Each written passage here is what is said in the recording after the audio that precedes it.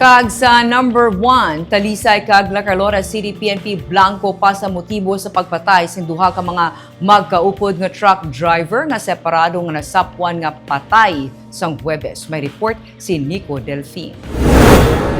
Ginkumpirmar ni Talisay City PNP Deputy Officer Police Major Junry Batadlan nga magkaupod sanday Marjon Bandalan kag Armando Sipukado sakay sa truck nga nagbiya sa bodega sang hardware sa Barangay Villamonte sa Bacolod antes pa man nagkalasapwan ang ilang mga bangkay sang Huwebes. Si Bandalan nga taga Sagay City ang dugoon nga nasapwan sa kilid sang katubuhan sa Barangay Zone 15 sa syudad sang Talisay mga lasay sang aga. Makaligad sang pila ka oras, nakita naman ang bangkay ni Sipukado sa sulod sang ginamaneo nga truck nga ginbilin sa Barangay Higimit sa La Carlota City. May sachet sa ginapatian shabu nga nakuha kay Sipukado pero hindi mapatod sang kapulisan kung may kangtanan sa iligal nga droga ang pagpatay sa ila.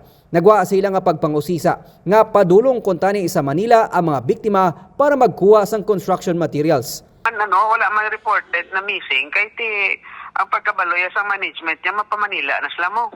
Dira lang na balance ang natikiba na ang duwa ka bangkay nga ang truck ara din sila Carlota.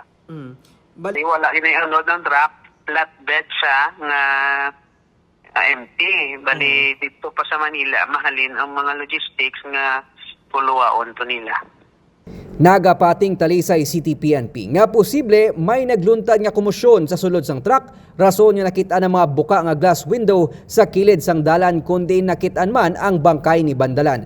May mga residente man sa Barangay Zone 15 nga nakabati sang lupok sang pusil mga pasado launa sang kaagahon. Sa karon, blanco gihapon ng kapulisan sa motibo sa krimen. Pero separado nga ila ginapadala man ang pagpangusisa, agud matumod ang responsable sa krimen.